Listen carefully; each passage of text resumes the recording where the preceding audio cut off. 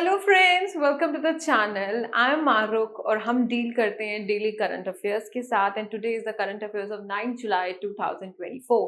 सो जैसे कि हम अपना सेशन स्टार्ट करते हैं on a positive note, so आज का कोट है आप सबके लिए that you have to start जहां से आप हैं, जो आपके पास है वहां से शुरुआत करिए।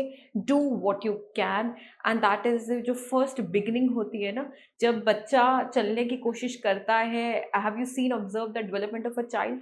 सो बच्चा जब उठने की कोशिश या चलने की कोशिश करता है ना, एक छोटा सा बेबी, तो वो बहुत जद्दोजहद करता है। तो द फर्स्ट स्टेप जो होता है ना किसी भी चीज़ को करने का, वो काफ़ी डिफिकल्ट होता है, but because it takes a lot of energy. जैसे गाड़ी जब स्टार्ट होती है तो कितना मतलब उसे कितना वो फोर्स लगता है। सिमिलरली जैसे एसी स्टार्ट होता है तो कंप्रेसर कितना वो उसमें उसको it has to work in at its highest potential. Similarly जब ह्यूमन को भी एक फर्स्ट स्टेप लेना होता है ना, तो just like a child observe करिए कि वो इतनी जद्दोजहद करता है to take back a first step. Once that first step is over, बाकी की जर्नी आसान नहीं कहूंगी पर थोड़ी बेटर हो जाती है। So it is always, so you if you have to do something you have to start from wherever you are. जो भी आपके पास है, जितनी भी कैपेबिलिटी, you have to use whatever you can. So that is all. So let's start our session about the current affairs. Chale? Okay ji. Okay, here we are. Let me get my pen. So the first news is classical languages की, जो classical languages का जो status है ना, centre is setting to tweak the criteria. वो थोड़ा छेड़छाड़ कर रहा है। क्या छेड़छाड़ हो रही है जी? अमिट डिमांड, ठीक है, डिमांड है फॉर क्लासिकल स्टेटस। काफ़ी लैंग्वेजेस चाहती हैं कि उन्हें क्लासिकल स्टेटस मिल जाए। द यूनियन गवर्नमेंट डिसाइड की है उसने कि वो छेड़छाड़ करेगा विद द क्राइटेरिया। वो छेड़छाड़ दूसरी वाली छेड़छाड़ नहीं, ये सही छेड़छाड़ है, पॉजिटिव छेड़छाड़। With the criteria for giving the special tag, ठीक है जी। The linguistic expert committee of the cultural ministry submitted a report और October 10, 2023 लास्ट ईयर में इन्होंने किया था, जिसमें इन्होंने कुछ चेंजेस लाने के लिए बोला था in that criteria for admitting the classical language status, for giving classical language status you can से। So the sources said that the centre had asked the panel कि वो रिकंसिडर करे जो रूल्स ऑलरेडी स्टैब्लिश हो चुके हैं। The issue, इसे meeting में लिया गया है ऑन June 21, 2023 में पहली बार। अ गेजेट नोटिफिकेशन भी ऑफ न्यू क्राइटेरिया इशू की जाएगी जैसे ही इन्हें कैबिनेट का अप्रूवल मिलेगा। This in effect means that classical languages status for certain languages जैसे Marathi, which is under consideration of the government, may have to wait for another notification जब तक इसे from the cabinet approval नहीं मिलता। The Marathi classical language has to wait for further time, ठीक है। Over the years, some states and literary circles they are demanding their language to be given the classical language status. For जैसे मराठी हो गई, बंगाली होगी, Assamese होगी and Maithili भाषा हो गई। अब इसके पीछे क्या है, हम यूपीएससी की तैयारी कर रहे हैं तो हमारा तो फर्ज बनता है कि हम इसके पीछे की बैकग्राउंड कि बाकी जो न्यूज़पेपर पढ़ेंगे वो तो बस न्यूज़पेपर की हेडिंग पढ़ेंगे, थोड़ा बहुत पढ़ेंगे and that's over, the game is over for them. But as we have to appear one of the toughest examination of India के लिए, so we will understand some facts जो इसके पीछे चलते हैं। सो वो फैक्ट्स हैं, इट वॉज क्राइटेरिया क्या था, it was evolve by government of India to determine declaration of a language as a classical language is as. अब हम कुछ क्राइटेरिया की बात करेंगे कि क्या क्राइटेरिया गवर्नमेंट ने रखा है for the declaration of a language, उसे क्लासिकल लैंग्वेज हम कब कह सकते हैं। पहला पॉइंट, जब वो काफी पुरानी है, उसकी हाई एंटिक्विटी है, with early text, recorded history है over the period of 1500 years, right. दूसरा पॉइंट है इसका, a body of ancient literature which is considered a valuable heritage by generations of speakers. The third criteria is the literary tradition be original, कोई borrow नहीं किया होना चाहिए कहीं से, it should be very much original, ठीक है। ये किसी और स्पीच कम्युनिटी का बोरोड अप नहीं होना चाहिए, ये इंडिजिनस होना चाहिए, ओरिजिनल होना चाहिए। Fourth criteria is the classical language and literature being distinct from modern. There may also be discontinuity between the classical language and its later forms और ऑफ इट्स ऑफशूट। ऑब्वियसली ना, जो classical language है और literature है वो अलग होनी चाहिए मॉडर्न से, है ना, और वो अभी के प्रकार में यूज नहीं होनी चाहिए इतनी जैसे कि एक मॉडर्न लैंग्वेज है, ठीक है, क्योंकि वो देयर शुड बी डिसकंटिन्यूटी, वहां पे थोड़ी सी कि डिसकंटिन्यूटी होगी ना, बिकॉज वो क्लासिकल लैंग्वेज है। मॉडर्न लैंग्वेज तो अभी की जनरेशन थोड़ी वो वही लैंग्वेज यूज कर रही होगी, तो डिसकंटिन्यूटी होगी फ्रॉम द ऑफशूट। नाउ कौन कौन सी लैंग्वेजेस हैं जो क्लासिकल स्टेटस एंजॉय करती हैं? तमिल को मिला है इन 2004, संस्कृत को मिला है इन 2005, कन्नड़ को मिला है इन 2008, तेलुगु को मिला है 2008 में, मलयालम को मिला है 2013 में, ओडिया को मिला है, ओडिशा की भाषा है ये, ठीक है, Odia, that got the classical status in 2014, right? So according to Indian National Education Policy 2020 की पॉलिसी कहती है, in addition to the recognized classical languages, Pali, Persian and Prakrit along with their literary work must be preserved for their richness. So two benefits, आपका क्या classical status जो languages लेती हैं या demand कर रही हैं उनको बेनिफिट्स होते क्या हैं? तो देयर आर टू बेनिफिट्स। जो एक लैंग्वेज को जब वो क्लासिकल लैंग्वेज बनती है तो उसे दो बेनिफिट मिलते हैं।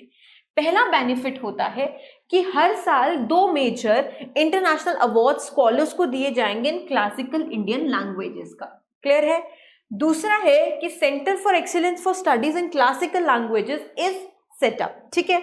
So the University Grant Commission is requested to create, to start with at least in the central universities, a certain number of professional chairs for the classical language so declared. Clear है जी? Now, facts. Again, facts we have to study because language उठी है तो हमें language के facts पढ़ने हैं. So what are the facts? जो हमारा 8th schedule है, you should know that it deals with the 22 languages. Consist of the following 22 languages, ये क्लियर है। हमारा जो 8 शेड्यूल है कॉन्स्टिट्यूशन का, दैट कंसिस्ट ऑफ 22 लैंग्वेजेस। कौन कौन सी? असामीज, बंगाली, गुजराती, हिंदी, कन्नड़, कश्मीरी, कोंकणी, मलयालम, मणिपुरी, मराठी, नेपाली, ओडिया, पंजाबी, संस्कृत, सिंधी, तमिल, तेलुगु, उर्दू, बूड़ू, संथली, मैथिली एंड हमारी अपनी डोगरी, ठीक है। ऐसा लग रहा है कि आई एम वर्किंग इन वो ढाबा या रेस्टोरेंट में, मलाई कोफ्ता खा लो, दाल मखनी खा लो, butter naan, it's sounding like that. मतलब मेरा प्लान भी अच्छा है जिस तरीके से मैं बोल रही हूँ। सो कम टू द दिस कि 8 शेड्यूल में 22 लैंग्वेजेस हैं, उनमें से ये हैं, ये 22 लैंग्वेजेस हम आपके सामने आपकी स्क्रीन पर हैं। सो इनमें से 14 को पहले ही कॉन्स्टिट्यूशन में दे दिया गया था, ये लैंग्वेजेस 8 शेड्यूल में आ गई थी पहले ही, इनमें से 14, ठीक है। जो सिंधी लैंग्वेज है इसे 21st अमेंडमेंट, 21st ना मेरा मिल गया अमेंडमेंट के साथ, तो आप कृपया करके खुद अलग कर लीजिएगा। तो सिंधी लैंग्वेज को 21st अमेंडमेंट एक्ट 1967 में डाला गया, ठीक है। कोंकणी, मणिपुरी, नेपाली इंक्लूड किया गया बाय विच अमेंडमेंट?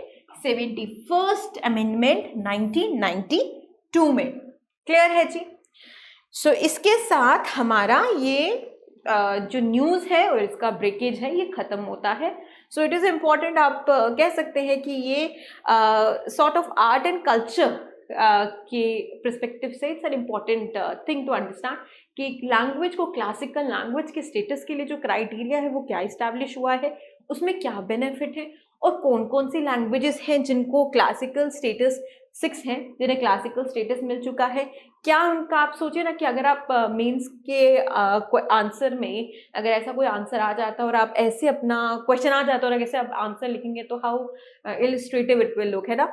सो तमिल 2004 में थी, संस्कृत 2005, कन्नड़ 2008, तेलुगु 2008, मलयालम 2013, ओडिया 2014, ठीक है। उसके अलावा जो नेशनल एजुकेशन पॉलिसी है वो कहती है कि प्राकृत, पाली और पर्शियन को क्लासिकल लैंग्वेजेस रिकॉग्नाइज करो because they are quite rich, ठीक है, because they literary work with literary work because they have a lot of richness and heritage, ठीक है जी। उसके बाद बेनिफिट्स हमने देखे और हमने एक्स्ट्रा पढ़ने की कोशिश की जहाँ पे हमने ये देखा कि 8 शेड्यूल जो कॉन्स्टिट्यूशन का है वो 22 लैंग्वेजेस के साथ डील करता है, जिनमें से हमने लैंग्वेजेस को डिस्कस किया। हमने ये बोला कि 14 तो इसमें से पहले भी कॉन्स्टिट्यूशन में डाल चुके थे, बाकी एड ऑन होते गए with the time to time, ठीक है जी। The next key news is about the cervical cancer, जो काफी now you have to tell me in the comment section. I came up with the homework. आपने बताना है अपने comment section में कि राज्यसभा में किसी ने आवाज उठाई थी अबाउट सर्वाइकल कैंसर की जो वैक्सीनेशन है उसे गवर्नमेंट हॉस्पिटल्स में फ्री ऑफ कॉस्ट कर दी जाए. So you have to tell me the name of that lady और you can say the man, और उन्होंने एग्जैक्टली क्या डिमांड की है गवर्नमेंट में in the Rajya Sabha. So it's an indigenous HPV vaccine, the rhetoric and the reality. So what exactly this article has been taken from the Hindu newspaper. इस article में exactly ये है कि इतने साल हमें क्यों लग गए एक वैक्सीन को बनाने के लिए, वही क्वेश्चन यहाँ पर उठा हुआ है. उसी क्वेश्चन को आंसर हम अब पढ़ेंगे इसके बारे में. और उसके साथ साथ because cervical cancer is something which affects girls between a very young girls, so we have to we will understand about the cervical cancer as well. So Indian public health sphere was subject recently to one-sided discourse on how vaccination against the human, it's a HPV का क्या है full form, that is human papilloma virus, prevents cervical cancer and consequently death. Interestingly, it is not proven beyond doubt that जो HPV virus है causes cervical, as only a couple of strains out of 200 strains that infect humans are somehow associated with precancerous lesions. Don't go into deeper. So the population based cancer registries हुई हैं जो India and the International Agency for Research in Cancer, इन्होंने acknowledge किया है जो declining trends हमने देखे हैं cervical cancer में, जो इंडिया में there is a declining trend of cervical cancer in India and the globe regardless of vaccine coverage or efficacy. So facts क्या है, किसने वैक्सीन लाई है, that is the serum institute of India. इन्होंने ही Covishield लाई थी, ठीक है. इन्होंने डेवलप किया है, कौन सी वैक्सीन का नाम है, Cervavac, and promoted it as a indigenous and affordable vaccine, ठीक है जी. It is pertinent important to ask why कि 20 साल लग गए, 2 decades इक्वलेंट टू 20 साल फॉर द इंडिजिनस वैक्सीन, जबकि ये पेटेंट HPV वैक्सीन इंट्रोड्यूस हो चुकी थी काफी टाइम पहले in the United states of America, right. तो जो सर्वावैक है, ठीक है, Cervavac, it should B Cervavac, it is Cervavac, uses similar technique deploying virus जैसे किया जाता है, like particles produce using the recombinant deoxyribose nucleic acid DNA technique to generate an immune response against the HPV infections, ठीक है, which causes cancer. So the Cervarix vaccine is currently recommended universally under the government vaccination program for girls between 9 to 14 years. 9 to 14 years की ये है, of ₹500 for 2 doses. Even it is expensive for the government. Now ये एक हमारा diagram है about the this cervix. ये normal cervix है, ठीक है. This is the uterus, this is the cervix, right. So the early stage अगर होती है सर्वाइकल कैंसर की, सो ये यहाँ पर स्प्रेड होना स्टार्ट होने लगता है. See how it is spreading over here, ठीक है. ये सेकेंड स्टेज आ गई, ये लेट स्टेज आ गई, फर्स्ट स्टेज आ गई, ये लेट स्टेज आ गई, और ये लास्ट स्टेज है. द कैंसर ये सर्विक्स के बाहर निकल जाता है एंड कॉन्सिक्वेंटली इससे डेथ होगी. So if you go through it, this is cervix and this is the vagina and the cancer is spreading over here, ठीक है. ऐसे पहले ये ऑल राउंड है और दूसरी स्टेज में, फाइनल स्टेज में ये पूरी तरह सर्विक को एनगल्फ कर गया है, और लास्ट जो स्टेज है जहाँ पे डेथ होने के बिल्कुल है, वहाँ पे ये सर्विक को भी इवन की आउट में जाकर and there is a bleeding which is happening from the vagina. So this is a cervical cancer का, it's quite unfortunate, right? So facts क्या है? So that is why we have studied about cervix. ये cell cervix के cells में start होता है. Cervix is the lower narrow end of the uterus, हमने देखा, ठीक है. In a small percentage of people virus survives for years, contributing the process that causes some cervical cells to become, ये cancer cells बन जाते हैं. इसके causes क्या होंगे? स्ट्रेन्स पैपिलोमा वायरस के, ये प्ले करते हैं रोल इन मोस्ट सर्वाइकल के कैंसर में. It's commonly it's a sexually transmitted infection which can affect the skin, genital area and even the throat. When exposed to the human papilloma virus, the body immune system typically prevents the virus from beginning. ठीक है. Now that was the cervical cancer and that these the former ones, ये जितने भी 2 articles है that from हमारे हिंदू से। अब हम जा रहे हैं इंडियन एक्सप्रेस की तरफ, जहाँ पे रशिया के बारे में बात हुई है। कल ही हमने पढ़ा था रशिया और इंडिया के डिप्लोमेटिक रिलेशंस में, जहाँ पे हमारे prime minister Narendra Modi has gone to Russia, Moscow गए हैं मिलने के लिए पुतिन जी को, ठीक है।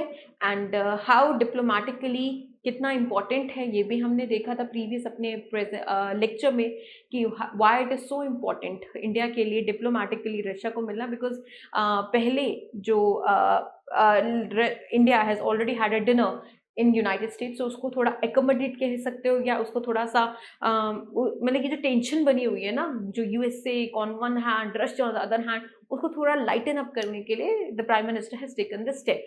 नॉर्मली जो प्राइम मिनिस्टर इलेक्ट होता है, कुर्सी में बैठता है, तो वो अपने नीबरिंग कंट्रीज को मिलता है, but they have given the priority to the Russia in ongoing Russian Ukraine war में, ठीक है।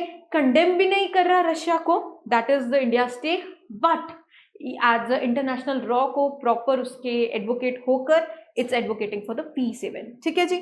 सो now we have to understand ये इकोनॉमी से रिलेटेड है ये, ठीक है। हम पढ़ रहे हैं कि वर्ल्ड बैंक ने रिपोर्ट निकाली है और उसमें कहा है कि रशिया हाई इनकम कंट्रीज में फॉल करता है। ताज्जुब की बात है, जिस कंट्री में वॉर चल रही है वो फॉल कर रहा है हाई इनकम लेवल पर, ठीक है। उसके बारे में हम डिस्कस करेंगे। What I will suggest to you और advice if you want to take from me is that आप इस आर्टिकल को पढ़ने से पहले आप 11th या 12th की मैक्रो इकोनॉमिक्स की बुक, उसमें नेशनल इनकम को ज़रूर पढ़िएगा, ठीक है। रियल एंड नॉमिनल जीडीपी क्या होती है, क्रॉस नेशनल जीएनआई क्या होती है, इनकम क्या होती है, वो जरूर पढ़िएगा। Once the basics are clear, this editorial becomes easy for you to understand. Now let's go. Context क्या है, डिस्पाइट जो वेस्टर्न ने सैंक्शन लगा दी है, स्टिल रशिया हमारा अनएक्सपेक्टेडली परफॉर्म वेल कर रहा है। जो वर्ल्ड बैंक ने अपग्रेड कर दिया है रशिया को हाई इनकम कंट्री में, क्योंकि यहाँ पे ट्रेड में ग्रोथ मिली है, यहाँ पे फिनेंशियल सेक्टर में हमें ग्रोथ देखने को मिली है, यहाँ कंस्ट्रक्शन में ग्रोथ देखने को मिली है, in fact leading to increase in real and nominal GDP. Now what you have to do, you have to tell me the difference between the real and the nominal GDP. So however this growth is linked to the war. मतलब economist का believe है कि ये जो growth है ना, ये जो टेम्पररी है, ये टेम्पररी फ्लक्चुएशन आई है, और ये वॉर के साथ ही जैसे वॉर खत्म होगी, ये इतनी ज़्यादा परमानेंट लास्ट नहीं करेगी। जैसे कि हम जानते हैं वर्ल्ड वॉर 2 में यूनाइटेड स्टेट्स की इकोनॉमी देख लीजिए और काफ़ी कंट्रीज की इकोनॉमी देख लीजिए, अरूज पर थी, पर जैसे ही वॉर एंड की world fail into the great depression. यहाँ पे भी इकोनॉमिस्ट बिलीव एज्यूम कि यहाँ पे भी सिनारियो कुछ ऐसा ही होने वाला है। सो इकोनॉमिक क्लासिफिकेशन वर्ल्ड बैंक ने क्या की है, ऑन द बेसिस ऑफ ये क्या किस पर कर रहा है, ग्रॉस नेशनल इनकम पर, जीडीपी पे नहीं, ग्रॉस डोमेस्टिक प्रोडक्ट पे नहीं, जीएनआई पर, ग्रॉस नेशनल इनकम पर। So Russia per capita GNI has reached $14,250, placing it in the high income category में। यूक्रेन का इकोनॉमिक स्टेटस भी इंप्रूव हुआ है, I am so sorry, here we are. So Ukraine का economic status भी improve हुआ है, यूक्रेन ने अपग्रेड मिला है उसे भी lower middle income to the upper middle income status में, due to the economic growth resuming in 2023। Despite the war Ukraine की जीडीपी ग्रू कर रही है 5.3%, driven by the construction and investments, ठीक है। Resilience, there is a resilience despite sanction. What is that, कि जो military spending हो रही है ना, what is happening in Russia and Ukraine ना, जो गवर्नमेंट है ना वो बहुत स्पेंड कर रही है, ठीक है। जब गवर्नमेंट बहुत ज़्यादा स्पेंड करती है on the construction, on the investments करती है, तो डेफिनेटली इनकम बढ़ती है लोगों की। इनकम जब लोगों की बढ़ती है, वेजेस जब लोगों की बढ़ती है, उन्हें एम्प्लॉयमेंट जब मिलती है, तो आपकी सप्लाई बढ़ती है। जब आपकी सप्लाई बढ़ती है, as you know, demand for goods and services rises. So यहाँ से ये देखो ये शिफ्ट कैसा हो रहा है, जैसे ये वॉर खत्म होगी तो आइए सोचो कि ब्लीकली ये कहाँ पर जाएंगे। There is a military spending a lot by the government, trade diversification to countries like China, India, उन्हें मार्केट मिल गई है ना, Turkey, and a strong labour market have इसने बॉल्स्टर किया है इनकी इकोनॉमी को। Unemployment is at a low, क्योंकि एम्प्लॉयमेंट मिल चुकी है लोगों को, इतनी कंस्ट्रक्शन हुई है, इतनी इन्वेस्टमेंट हुई है, that has created the employment for the people, और तनख्वाहें बढ़ी जा रही है, वेजेस आर राइजिंग। इम्पैक्ट और जो सैंक्शन यूएस लगा रहा है ना रशिया पे, वो भी इतना आप कह सकते हैं स्ट्रिंजेंट नहीं है। क्यों? क्योंकि जो यूनाइटेड स्टेट्स के भी जो एलाइज हैं, यूरोपियन कंट्रीज हैं, वो रशिया से ट्रेड करती हैं। अगर ये रशिया पे सैंक्शन इतना मजबूती से लगा देगा, जैसे इसने वेनेजुएला पे लगा दिया या ईरान पे लगा दिया, तो उनको नुकसान हो जाएगा ना। यूरोपियन कंट्री में जो इसके एलाइज हैं, वो उनके साथ उसकी यूनाइटेड स्टेट्स के साथ दोस्ती खत्म कर देंगे। सो अपनी दोस्ती को प्रोटेक्ट करने के लिए ये सैंक्शन लगा रहा है, बोल तो रहा है कि सैंक्शन लगा रहा हूं, पर इतना आप कह सकते हैं कि इतनी स्ट्रिंजेंट, इतनी मजबूती से सैंक्शन नहीं लगा रहा, जैसे हमने सैंक्शन देखी थी इसकी on Iran and Venezuela.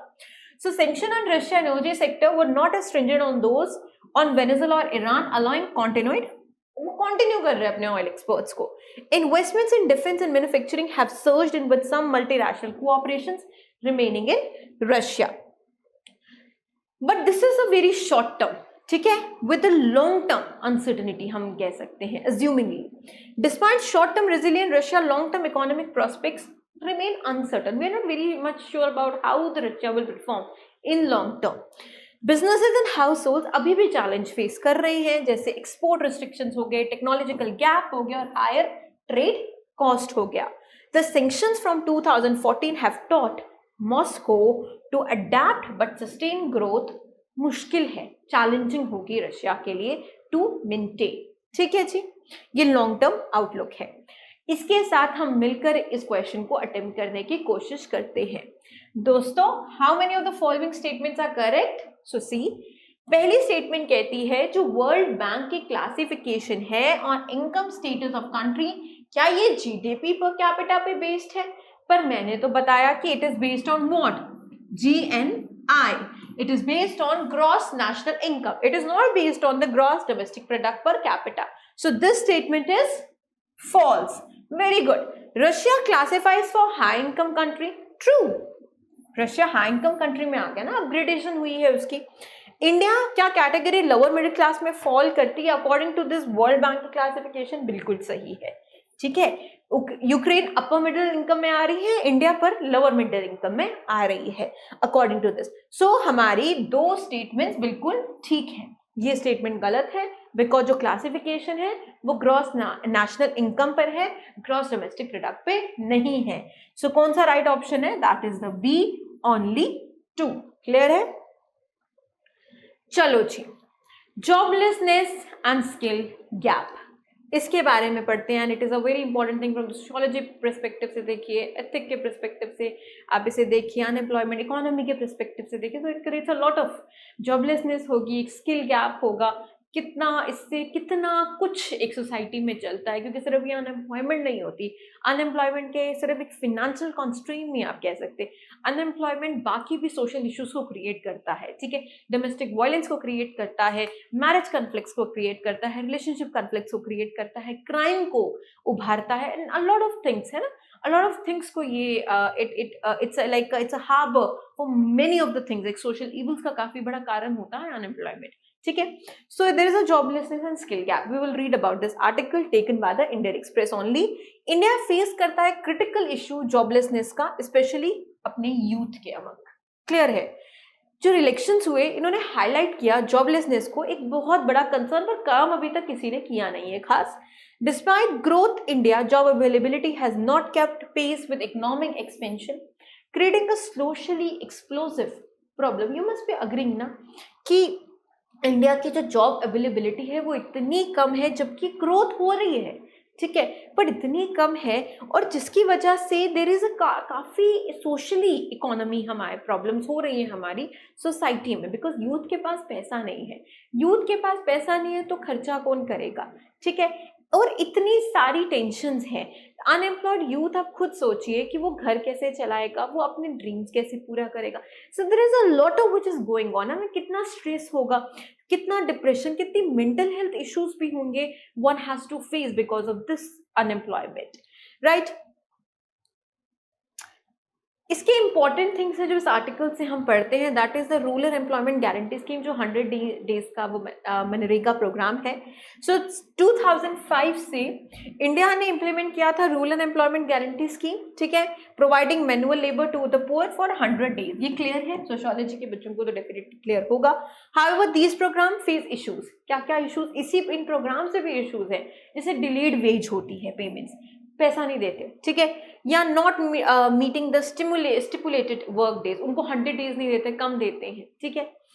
And urban employment guarantee program जो है वो अंडर डिस्कशन है, which could improve urban infrastructure, but it will be definitely, it will be a costly affair. Now क्या कर सकते हैं इसके लिए? सस्टेनेबल जॉब प्रोग्राम्स क्या हो सकते हैं? वोकेशनल एजुकेशन एंड अप्रेंटिसशिप्स दे सकते हैं, मास स्केल वोकेशनल प्रोग्राम्स दे सकते हैं, जिसे हम लिंक कर सकते हैं अप्रेंटिसशिप से, जो एम्प्लॉयबिलिटी को इम्प्रूव कर सकेगा, ठीक है। सक्सेसफुल मॉडल्स, हम उन मॉडल्स के ऊपर अपने इस मॉडल को वर्क करवा सकते हैं, जैसे Germany employer contributed vocational programmes हैं, California community college vocational system है, उनसे हम प्रेरणा लेकर इस चीज को we can handle it, right.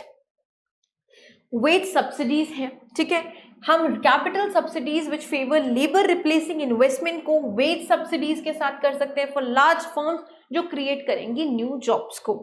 Technical assistance दे सकते हैं नॉन फार्म एंटरप्राइजेस को, we can extend technical assistance and management training to non farm household enterprises to create productive job. So these are the solution which we can do to handle the joblessness and skill gap which we as a bureaucrat, जो आप एक कहते हैं ना कि आप solution के साथ आ रहे हैं, so these are the solution that we can employ या implement to handle this program, right, to handle this actually social economy problem which the society, the country India is facing. So with this हमारा lecture खत्म होता है, and I hope that it is helpful to you. I hope आपको समझ आई, and we'll meet tomorrow again. Thank you so much.